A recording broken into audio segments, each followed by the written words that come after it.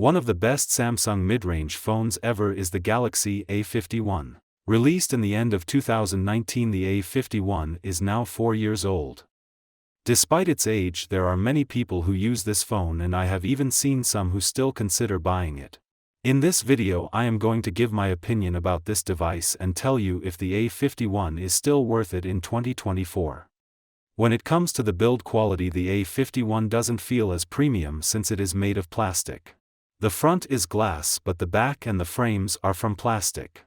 Because it is made of that material, the A51 is very light and honestly it doesn't feel that good.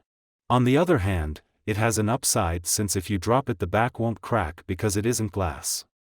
The A51 has a 6.5-inch OLED display. When it comes to mid-range phones, the display of the A51 is still good. It is a full HD panel, which is a standard even in 2024. The colors are very accurate and it gets bright outside, but it struggles a bit in direct sunlight. As expected, it is only a 60Hz panel since it was released before Samsung gave phones a high refresh rate. The A51 came with Android 10 but can be upgraded up to Android 13. The software experience isn't as good as flagships, but this is to be expected from an old mid-range device. The A51 is powered by the Exynos 9611 and performance isn't good at all. Apps and games take a long time to load and it lags quite a bit. It isn't terrible, but it doesn't give you a great experience. The A51 comes with 64 or 128 GB of storage paired with 4, 6, or 8 GB of RAM. The Galaxy A54 comes with 4 rear cameras, but only 2 are actually useful. The main camera in daylight takes sharp pictures with good colors, but the dynamic range is weak. The ultra-wide camera isn't as sharp as the main one, but in daylight images are still okay. Both these cameras support night mode and the results aren't that great but acceptable. The depth sensor and the macro lens didn't serve any purpose to me. The front camera is also mediocre.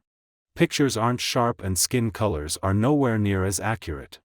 The A51 can shoot 4K videos from the front and rear cameras, but because it lacks OIS the results aren't that good. The Galaxy A51 has only a bottom-firing mono speaker. Sound from this speaker is loud, but it's not as clear, and I would have loved to see stereo speakers. A headphone jack, however, is present and it is amazing. When I first got the A51, its battery life was amazing. Nowadays, however, the battery has degraded and it doesn't last me as long. I don't even want to replace the battery since it isn't worth it anymore. The A51 supports charging up to 15 watts, but wireless charging is missing. The A51 has an optical in-display fingerprint scanner. This scanner is just okay. It isn't the fastest, but it does the job most of the time. A face scanner is present and it is faster than the other option. So, is the A51 still worth it in 2023? Honestly, no. This device was a good mid-range in its first and second year, but as tech progresses this phone is being outdated. If you still have this phone, I think it is time to upgrade since it isn't really worth keeping it or investing on replacement parts. On the other hand, if you are planning to buy the A51, I say don't do it and look for better alternatives. If you did enjoy this video, a thumbs up would be appreciated. Thank you for watching and please consider subscribing to my channel.